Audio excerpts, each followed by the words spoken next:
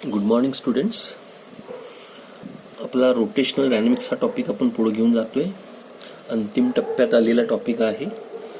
पाठीमागच्या तासाला आपण रोलिंग मोशन आणि त्याच्यामध्ये असणाऱ्या कायनेटिक एनर्जीज, वेगवेगळ्या कायनेटिक एनर्जी सांगितल्या.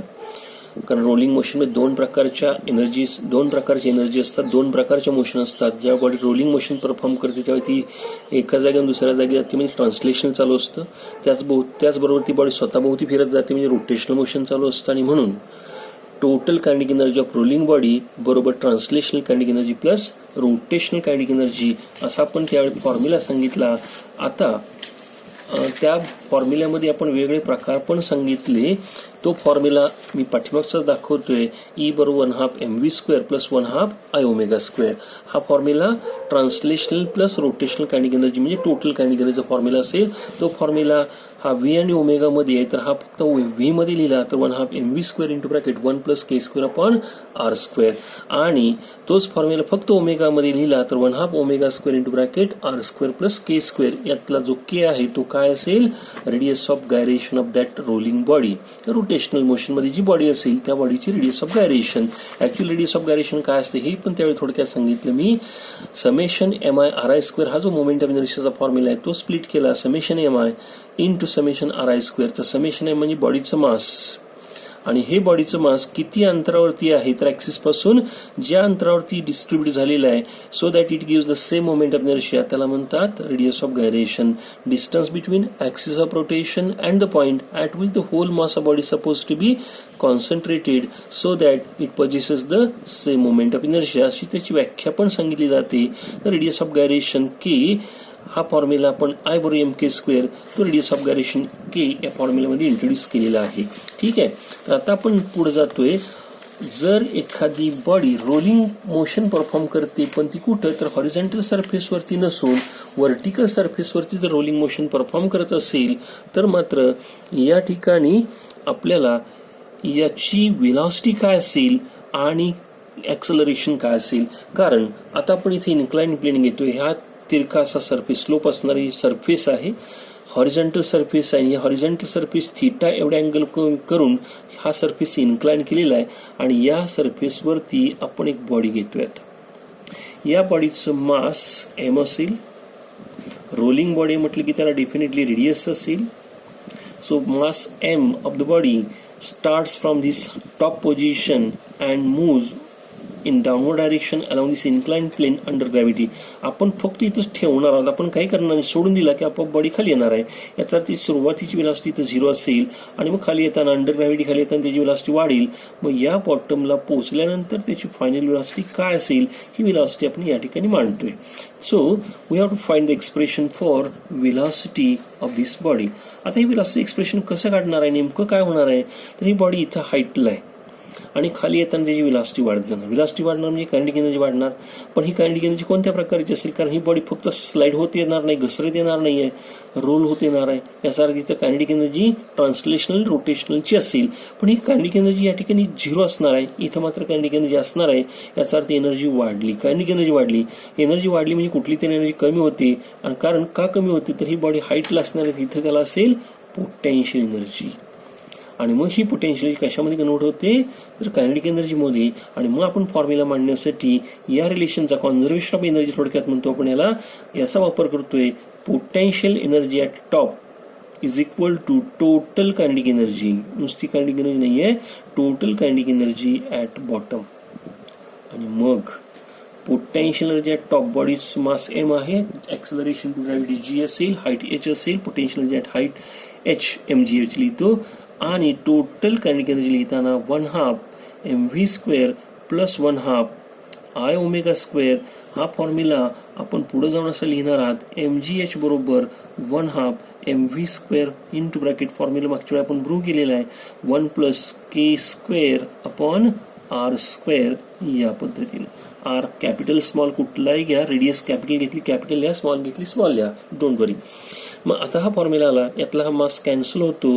हा 2 इकडे गेला तर ट्वाइस gh बरोबर v² into bracket 1 + k² r² एवढा फॉर्म्युला राहतो. आपल्याला वेलॉसिटीचं एक्सप्रेशन पाहिजे आहे म्हणून v इकडेच ठेवला तर ट्वाईस जी एच भागिले हा ब्रॅकेट येतो 1 प्लस के स्क्वेअर अपॉन आर स्क्वेअर बरोबर असेल व्ही स्क्वेअर. आणि मग याच्यावरून व्ही स्क्वेअर बरोबर आपण डावी बाजू उजवी बाजू इंटरचेंज केली तर व्ही बरोबर उजवी बाजूचं रूट येणार आहे. तर तो फॉर्म्युला राहतो root of twice G h upon 1 plus k square upon r square. So this is the expression for linear velocity of the body, or linear velocity attained by the body when it rolls down from the inclined plane of height h. h एवढ्या height वरचं incline plain जर असेल आणि तिथून जर body खाली येणार असेल, स्लाइड डाऊन होणार, रोल होणार असेल, तर या रोलिंग मोशन मध्ये final velocity attained by the body at the bottom किती असेल, v is equal to root of twice G h. आता या फॉर्म्युलाचा वापर आपण पुढे जाऊन असा करू शकता. आपला फॉर्म्युला मिळाला. आता या फॉर्म्युल्याचा वापर समजा रिंगसाठी करायचा आहे तर कसा करायचा बघा. रिंग जर रोल होत असेल तर रिंगचा मोमेंट एनर्जी असतो mr स्क्वेअर. मग काही सांगितलं या अगोदरच्या फॉर्म्युल्यामध्ये, आपण अगोदरच्या तासामध्ये सांगितलंय आय बरोबर mr स्क्वेअर. तर आता याच्यात आय बरोबर mk स्क्वेअर पण असतो आणि बरोबर mr स्क्वेअर पण आहे. मास कॅन्सल होतं, के स्क्वेअर बरोबर काय राहतो इथं आर स्क्वेअर, के बरोबर आर राहतो. आणि म्हणून वेलॉसिटी ऑफ रिंग काढायची असेल तर के स्क्वेअर बरोबर आर स्क्वेअर हा फॉर्म्युला इथं ठेवायचा आहे. के स्क्वेअर बरोबर आर स्क्वेअर. मग root of twice G H divided by 1 plus K स्क्वेअरची किंमत आर स्क्वेअर भागिले आर स्क्वेअर किती राहणार आहे 1. 1 प्लस 1 2 आणि 2 ला 2 कॅन्सल होतो. इथे वेलॉसिटी राहते जी एच 2 कॅन्सल होतो फक्त G H. So velocity attained by the ring at the bottom ही काय असेल जी एच असेल. हा एवढाच फॉर्म्युला मला मिळतो. आणि हा फॉर्म्युला रिंगसाठी लिहिला तर फक्त जी एच राहतो. हा फॉर्म रिंगसाठी किंवा त्याला आपण हॅलो सिलेंडर पण म्हणू शकता, हॅलो सिलेंडर पण असेल. त्याच्या ऐवजी जर तोच फॉर्म्युला तुम्ही डिस्क किंवा सॉलिड सिलेंडरसाठी लिहिला तर काय असेल, तर सॉलिड सिलेंडरसाठी मोमेंट ऑफ इनर्शिया काय असतो 1/2 mr स्क्वेअर असतो. आणि 1/2 mr स्क्वेअर बरोबर आपण रेडियस ऑफ गायरेशन मध्ये काय लिहिता mk स्क्वेअर. याचा अर्थ काय राहणार आहे 1/2 r स्क्वेअर बरोबर के स्क्वेअर म्हणजेच के स्क्वेअर बरोबर आर स्क्वेअर बाय 2 की 1/2 आर स्क्वेअर. तर इथं के स्क्वेअरची किंमत फॉर्म्युल्यामध्ये ठेवायची आहे म्हणून वेलॉसिटीची व्हॅल्यू राहते v बरोबर twice G H divided by 1 plus K स्क्वेअरची value R square by 2 divided by R square. आणि मग इथं आता काय होणार आहे बघा ट्वाईस जी एच आर स्क्वेअर कॅन्सल होतो 1 प्लस 1/2 राहतो 1 प्लस 1/2 राहतो. आता 1 प्लस 1/2 किती येणार आहे तर 1 प्लस 1/2 राहतो 3/2. एक अधिक अर्धा दीड म्हणजे 3/2. हा भागिलेचा उलटून गुणिले होणार आहे म्हणून व्ही बरोबर फॉर्म्युला राहणार आहे हा 2 वरती जातो 4/3 जी एच. तर ही velocity attained by the disc असेल.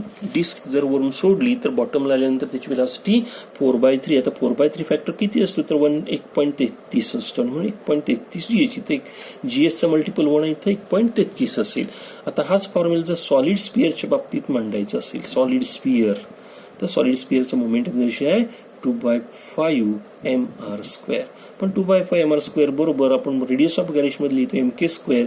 आणि म्हणून याच्यामध्ये के स्क्वेअरची किंमत काय राहते बघा के स्क्वेअर बरोबर 2/5 आर स्क्वेअर. आणि मग ही या फॉर्म्युल्याचा वापर करून आपण जर वेलॉसिटी मांडायचा प्रयत्न केला तर वेलॉसिटी राहणार आहे twice G H divided by 1 plus K square आहे 2r square by 5 divided by R square cancel होतो.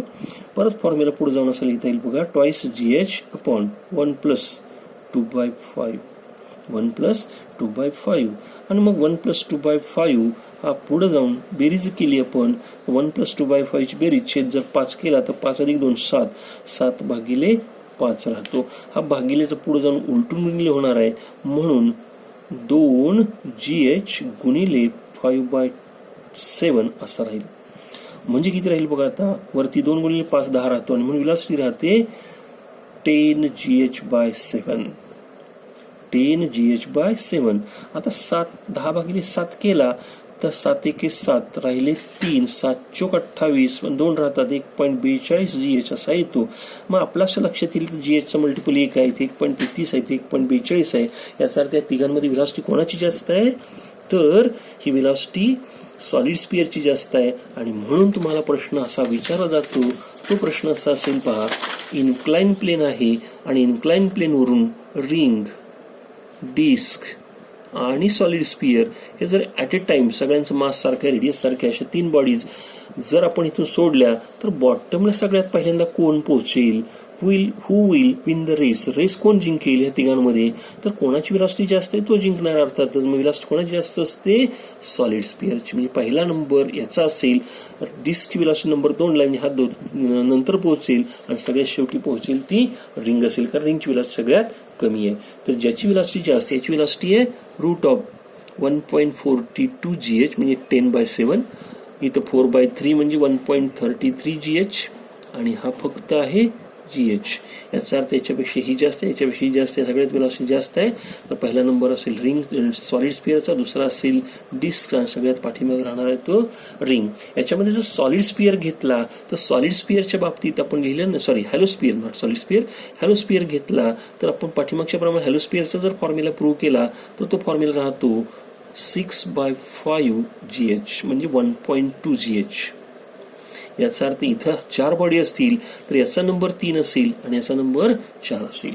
4 बॉडीज जर असतील तर बघा आपण परत सांगतोय, रिंग, डिस्क आणि सॉलिड स्पियर आपण तिघांचे फॉर्म्युले मांडलीत. याचा रूट GH असेल, याचा रूट 4/3 GH असेल किंवा 1.33 GH, याचा 10/7 म्हणजेच 1.42 GH. मात्र हॅलोस्पियरचा जर फॉर्म्युला घेतला, प्रूव्ह केला, आपण प्रूव्ह नाही केला पण केला, तर तो फॉर्म्युला रूट ऑफ 6/5 GH, पण 6/5 म्हणजे इथे 1.2 GH. याचा अर्थ एक इथं 1 मल्टिप्लाय, त्याच्यापेक्षा 1.2 मोठा, 1.2 पेक्षा 1.33 मोठा आहे, सगळ्यात मोठा 1.42. मग 4 जर खाली येत असतील तर नंबर पहिलं कसं असणार आहे, तर सॉलिड स्पियर नंबर 1लाच, डिस्क नंबर 2ला, हॅलोस्पियर मात्र नंबर 3ला आणि रिंग मात्र नंबर 4ला जाईल. या पद्धतीने आपण फॉर्म्युले मांडू शकता. तर हे फॉर्म्युले आहेत, हे व्हेलॉसिटीसाठी सांगितला. आता मला ॲक्सेलरेशनसाठी फॉर्म्युला तोच मांडायचा. मगाचा फॉर्म्युला आपण ॲक्सेलरेशनसाठी मांडतोय. आपण परत एकदा घेतला, हा इन्क्लाइन आहे आणि इन्क्लाइनची हाईट h असेल, बॉडी इथून निघालेली आहे, इथं त्याची सुरुवातीची व्हेलॉसिटी u आहे आणि इथली फायनल व्हेलॉसिटी v आहे आणि या दरम्यान त्याची झालेली डिस्प्लेसमेंट आपण s घेतोय आणि त्या दरम्यान त्याचं ॲक्सेलरेशन आपण a घेतोय. So s is the displacement of the body during the motion and a is the acceleration. u initial velocity आहे अँड v फायनल व्हेलॉसिटी आहे. आता या 4 क्वांटिटीज आहेत, याच्यामध्ये ही आता खाली येताना त्याचं ॲक्सेलरेशन अर्थातच युनिफॉर्म असणार आहे आणि मग युनिफॉर्म कारण मोशन अंडर ग्रॅव्हिटी आहे, मग युनिफॉर्म ॲक्सेलरेशन किती असेल, तर ते ॲक्सेलरेशन ए आहे, इनिशियल व्हेलॉसिटी u आहे, फायनल व्हेलॉसिटी आहे v आहे आणि ॲक्सेलरेशन s असेल. तर या तिघांमध्ये रिलेशन आपल्याला माहिती आहे, v² बरोबर u² प्लस ट्वाइस as. तिसरं kinematic equation, third kinematic equation नुसार आपण v² बरोबर u² प्लस ट्वाइस GH लिहितो. याच्यात v किती आहे, तर v ची व्हॅल्यू मगाशी आपण प्रूव्ह केलेली आहे, root of twice GH divided by 1 plus k² upon r². मग याचा जर स्क्वेअर केला तर इथं twice GH divided by root निघून जाईल 1 प्लस k² अपॉन r². बरोबर इनिशियल व्हेलॉसिटी 0 आहे, प्लस ट्वाइस s यातलं ॲक्सेलरेशन मला काढायचं आहे. उजवी बाजू फक्त आपण कॅरी करतो ट्वाइस a इंटू s. आता s म्हणजे डिस्प्लेसमेंट. आपण माझ्या अँगल ऑफ इन्क्लिनेशन थिटा सांगितलंय, हा राईट अँगल ट्रायंगल आहे आणि या राईट अँगल ट्रायंगलमध्ये साइन थिटा काय असणार आहे, opposite side divided by hypotenuse. याचा अर्थ समोरची बाजू h भागिले कर्ण s d नाही आहे s आणि म्हणून h बरोबर असेल s साइन थिटा. s बरोबर असेल हाईट बरोबर असेल s साइन थिटा आणि म्हणून s बरोबर असेल, आपले s पाहिजे ॲक्च्युली, s बरोबर असेल h divided by sine theta. हा s वरती आला, साइन थिटा खाली जातो, इथं h divided by sine theta असा फॉर्म्युला राहील आणि म्हणून ट्वाइस GH भागिले 1 प्लस k² अपॉन r². इथला 2 ला 2 कॅन्सल होतो, h ला h कॅन्सल होतो.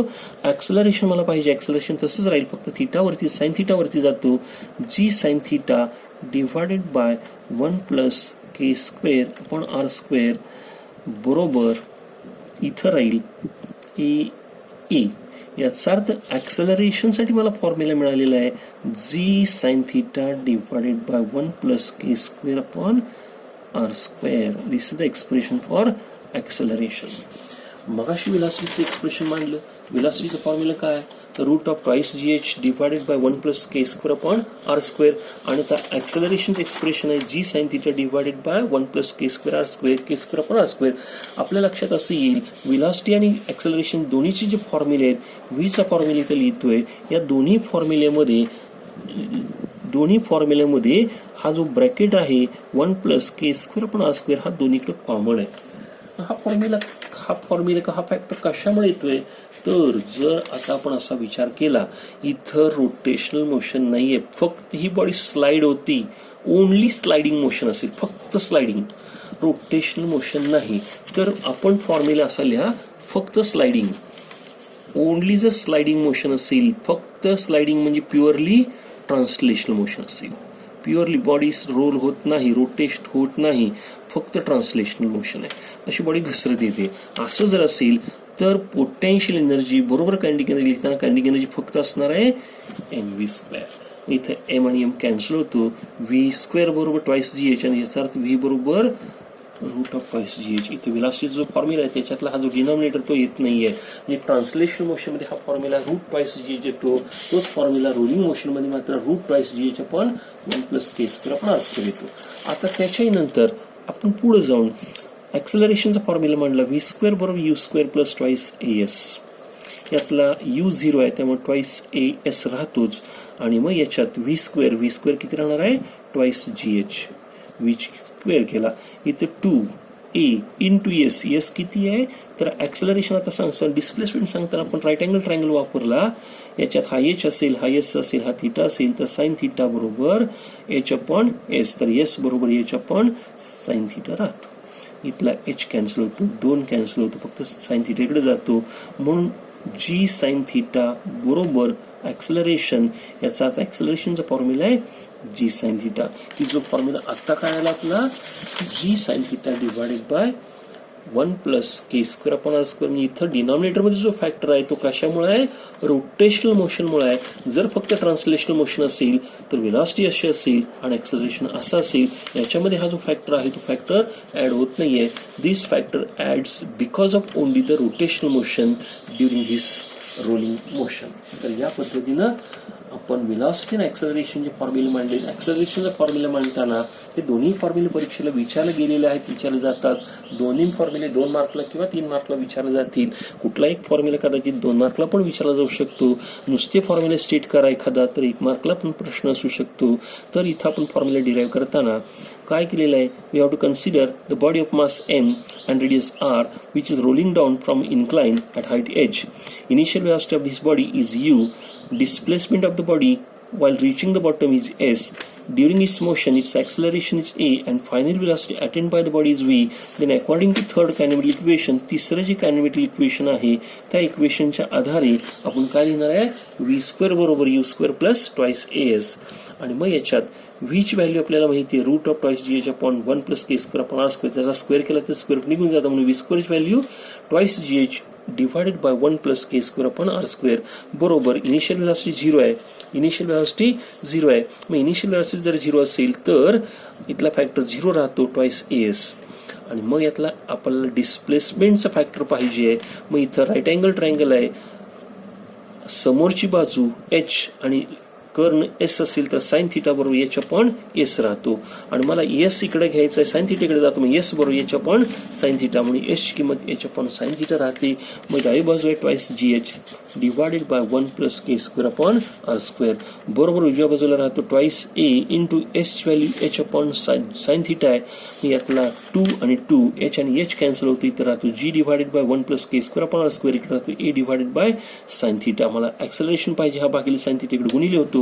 So g गुणिले sine theta, g into sine theta divided by 1 plus K square upon R square बरोबर राहिला a. म्हणून ॲक्सेलरेशनचा फॉर्म्युला असेल a is equal to g sine theta divided by k square upon R square. या पद्धतीने ॲक्सेलरेशनचा formula आहे. मगाशी आपण व्हेलॉसिटीचा फॉर्म्युला मांडला, तर ॲक्सेलरेशन आणि व्हेलॉसिटीचे फॉर्म्युले या पद्धतीने प्रूव्ह करायचे आहेत. आणि यामध्ये मी मगाशी सांगितल्याप्रमाणे इथे तुम्हाला ॲक्सेलरेशनचे फॉर्म्युले सुद्धा मांडायचे असतील तर केची किंमत रिंगसाठी किती, डिस्कसाठी किती, हे जे मी मगाशी इथं सांगितलं आपण व्हेलॉसिटीचा फॉर्म्युला सांगतो रिंगसाठी के स्क्वेअर बरोबर आर स्क्वेअर. तो फॉर्म्युला इथे जर के स्क्वेअर बरोबर आर स्क्वेअर ठेवला तर के स्क्वेअर आणि आर स्क्वेअर कॅन्सल होतो. 1 आणि 1 1 + 1 म्हणजे 1/2. ॲक्सेलरेशन रिंगसाठी किती राहणार आहे 1/2 g sin θ. या पण तुम्ही फॉर्म्युले रिंगसाठी कॅल्क्युलेट करू शकता.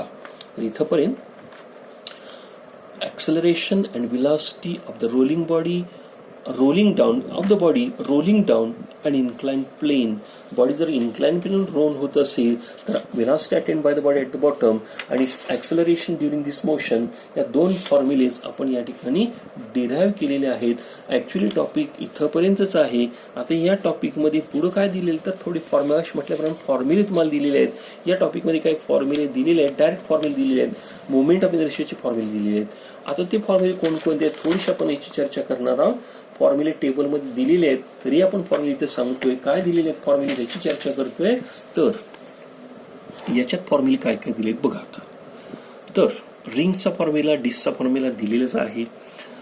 एखादी रिंग थिन युनिफॉर्म रिंग जर कशाभोवती फिरत असेल about an axis passing through centre आणि परपेंडिक्युलर प्लेन याला म्हणतात सेंट्रल ॲक्सिस.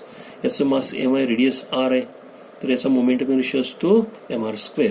आता इथं काय दिले तुम्हाला बॉडीचं नाव थिन युनिफॉर्म रिंग, ॲक्सिस काय सेंट्रल, मोमेंट ऑफ इनर्शिया काय mr² आणि त्याची डायग्राम असा टेबलमध्ये पहिला भाग रिंगसाठी आहे. तर ही जर रिंग डायमीटर भोवती फिरत असेल तर मोमेंट ऑफ इनर्शिया काय असतो तुम्हाला त्यावेळी पण सांगितलं होतं. प्रिन्सिपल ऑफ पॅरलल ॲक्सिस परपेंडिक्युलरचा वापर करून या ठिकाणी मी या रिंगचे वेगळे फॉर्म्युले सांगतोय. रिंग घेतलेली आपण रिंगचं मास आहे MI रेडियस R आहे. And now this ring is rotating about a tangent perpendicular to plane.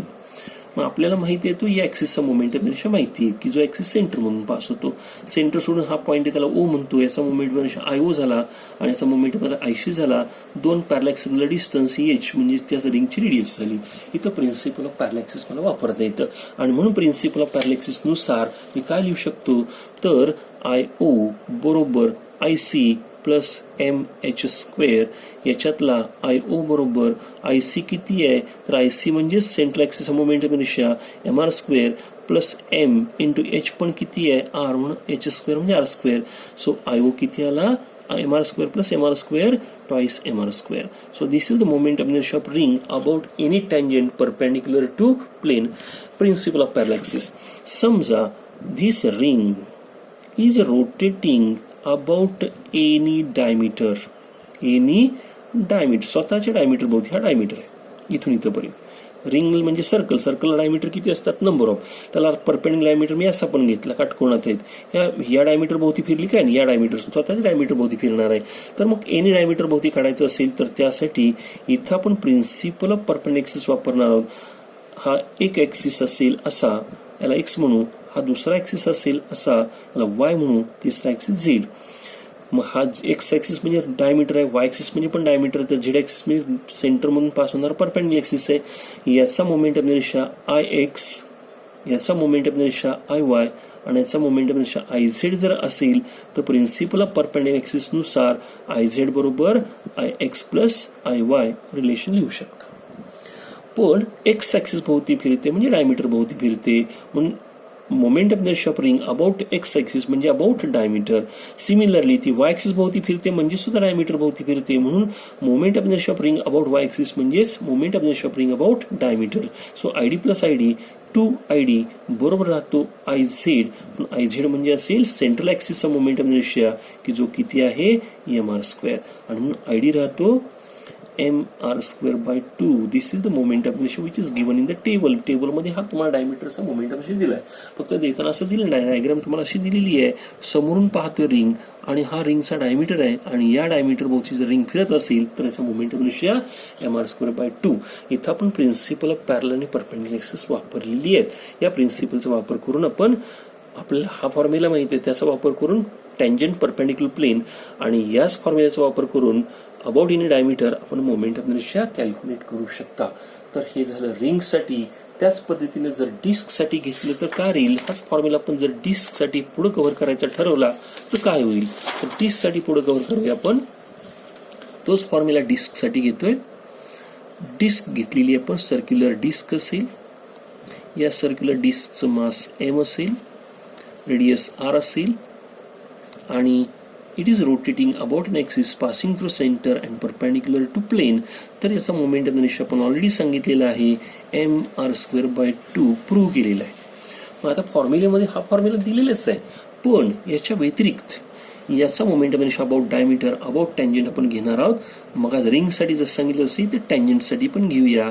Suppose this is a disc having thickness negligible thickness, याचा मोमेंट ऑफ सेंटरसाठी पास होणारा ॲक्सिस जो आहे त्याचा moment of inertia I C किती आहे, तर आय.सी बरोबर mr²/2. आणि आता टँजंट घ्यायची, कसली टँजंट घेणार आहे आपण, टँजंट परपेंडिक्युलर टू प्लेन, प्लेनला परपेंडिक्युलर, जसा हा ॲक्सिस परपेंडिक्युलर प्लेनला आहे तसा ॲक्सिस सर्कम्फरन्समधून पास होणार आहे, सर्कम्फरन्समधल्या पॉईंटमधून पास होणार म्हणजे त्याला टँजंट म्हटलं. पण ही टँजंट कशी असेल, परपेंडिक्युलर. या पॉईंटला ओ म्हटलं तर याचा मोमेंट ऑफ इनर्शिया आय ओ म्हणू. दोन पॅरलेक्सिक्युलर डिस्टन्स एच बरोबर मगाचप्रमाणे आर असेल तर प्रिन्सिपल काय राहील, तर आय ओ बरोबर आय.सी प्लस mh² असं राहतं.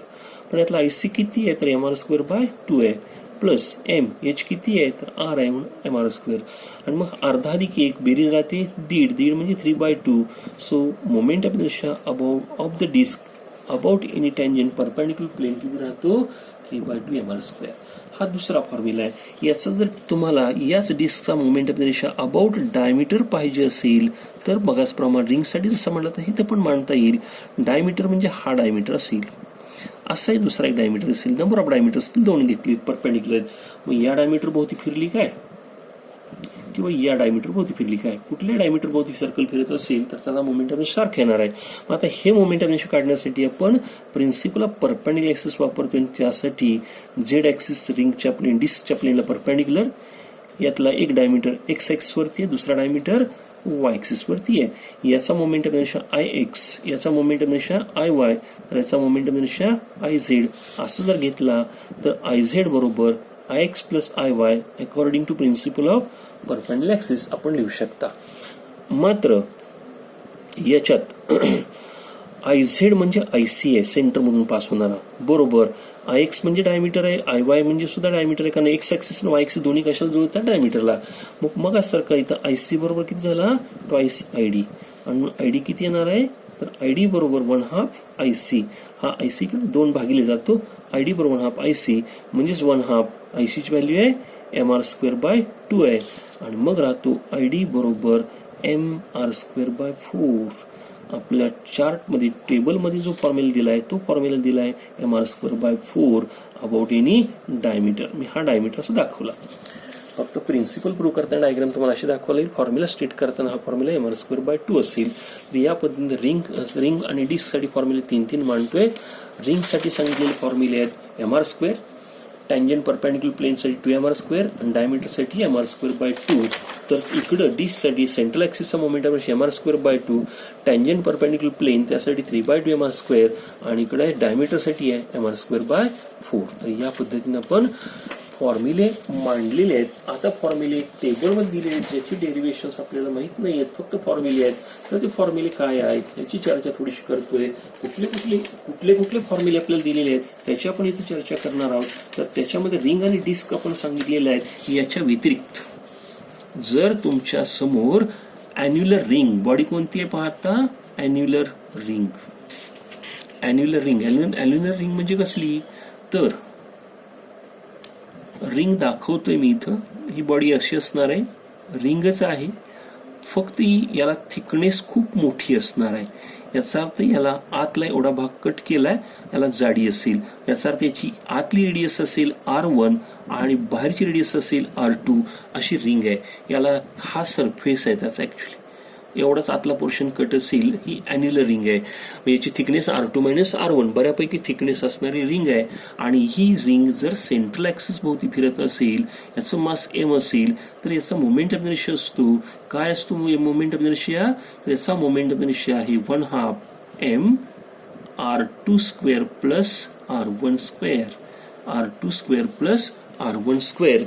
Annular ring of mass m in the radius r1, outer radius r2, याचा moment of inertia about central axis किती असेल, तर 1/2 r1² प्लस r2² किंवा r2² प्लस r1². एक झाला. त्याच्यानंतर हॅलोस्पियर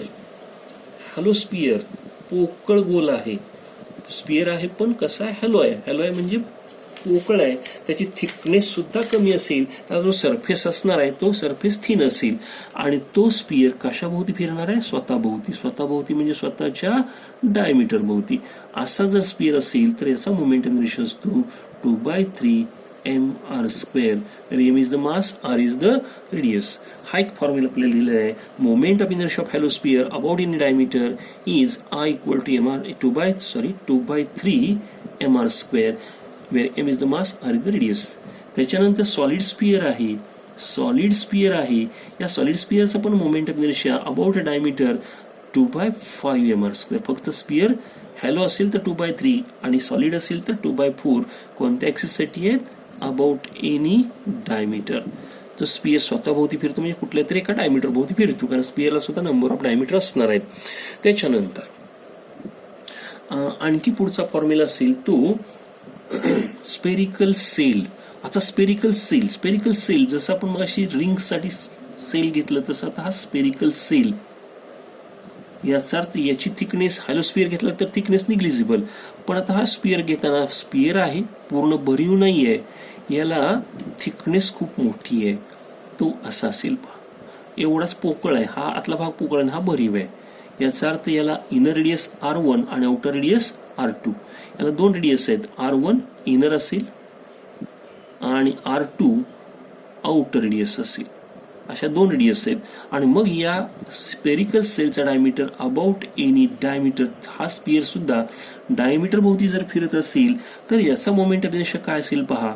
तर याचा फॉर्म्युला आपल्याला दिलेला तो असा आहे 2/5 m into bracket R2 outer रेडियसचा 5th power minus R1 raised to 5 divided by R2 raised to 3 minus R1 raised to 3 आहे.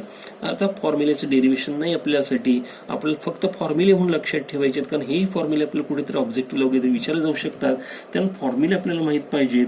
त्याच्यानंतर रॉड आहे, थिन युनिफॉर्म रॉड असा असेल, थिकनेस त्याची एकदम निग्लिजिबल आहे आणि हा रॉड जर सेंट्रल ऍक्सिस मधून असा ऍक्सिस सेंटर मधून पास होतोय, या सेंट्रल ऍक्सिस भोवती फिरत असेल, रॉड आहे त्याचं मास m, लेंथ मात्र त्याची किती असेल, टोटल लेंथ l.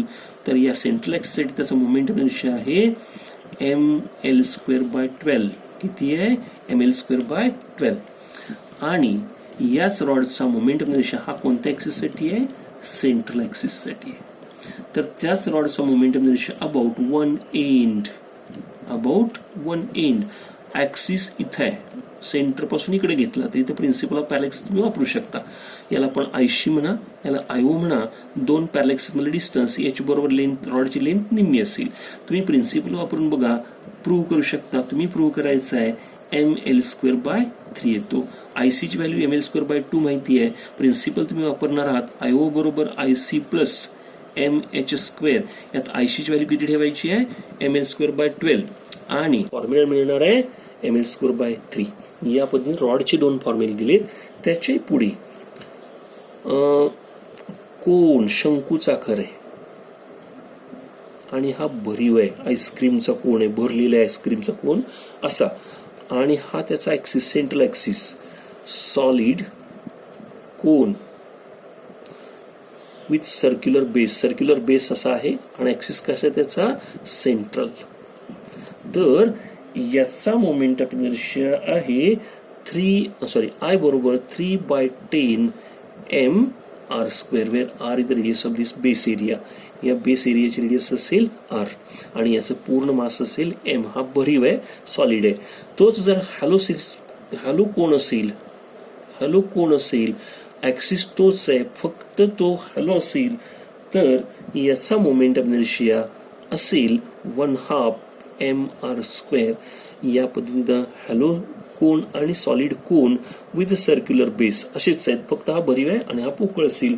तर फॉर्म्युलेमध्ये फरक आहे. तर हे ऍडिशनल काही फॉर्म्युले आपल्यासाठी दिलेले आहेत, तर आपण या ठिकाणी फॉर्म्युले म्हणून लक्षात ठेवायचे आहेत. कुठेतरी तुम्हाला ऑब्जेक्टिव्हला, न्यूमरिकल्समध्ये, एका मार्कच्या एक्झाम्पलमध्ये कुठेही तुम्हाला या फॉर्म्युलेचं ऍप्लिकेशन करता येईल किंवा करावं लागेल, हे लक्षात ठेवायचं आहे.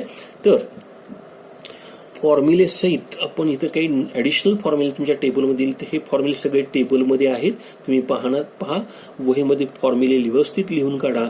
जे ॲडिशनल फॉर्म्युले तुम्हाला मी आत्ता सांगितलेले आहेत, कुठले फॉर्म्युले सांगितलेले आहेत, तर तुमच्यासाठी मी आता फॉर्म्युले रिंगसाठी मी 3 फॉर्म्युले सांगितले. रिंगचा पहिला फॉर्म्युला आहे mr², टँजंट परपेंडिक्युलर प्लेनसाठी 2mr² आणि डायमीटरसाठी आहे mr²/2. त्याचप्रमाणे डिस्कसाठी आहे mr²/2, परपेंडिक्युलर टँजंटसाठी आहे 3/2mr² आणि डायमीटरसाठी आहे mr²/4. हे पण फॉर्म्युले आपण व्हिडिओ बघताना बाजूला नोट करून घ्या आणि टेबलमध्ये ॲड करा. यातला डायमीटरचे फॉर्म्युले तुमच्या टेबलमध्ये दिलेले आहेत, पण हे टँजंटचे फॉर्म्युले दिलेले नाही आहेत, तर तुम्ही नोट करून ठेवायचे आहेत. या पद्धतीनं या टॉपिकमध्ये जे काय ॲडिशनल फॉर्म्युले आहेत ते फॉर्म्युले तुम्हाला नोट करून दिलेले आहेत. तर इथं आपला खऱ्या अर्थानं हा पूर्ण टॉपिक रोटेशनल डायनॅमिक खूप बऱ्यापैकी मोठा टॉपिक आहे. हा टॉपिक या ठिकाणी थिअरॉटिकल पार्ट याचा संपतोय. याचे काय ऑब्जेक्टिव्ह क्वेश्चन्स पुढे दिलेले आहेत, 5-7 प्रश्न दिले आहेत ऑब्जेक्टिव्हचे आणि न्यूमरिकल्स दिलेले आहेत. याच्या बाबतीत आपण पुढे विचार करूया. न्यूमरिकल्स आपल्याला ऑनलाईन इथं या पद्धतीने घ्यायची का नाही याचा आपण थोडासा विचार मी करतोय. जेव्हा कॉलेज सुरू होईल, माझ्या मते हे कॉलेज सुरू होईल तेव्हाच ॲक्च्युअली एक्झाम्पल समोर घ्यावीत. बघूया, आपण त्याची चर्चा नंतर करूया. आपण या ठिकाणी थांबतोय. थँक्यू.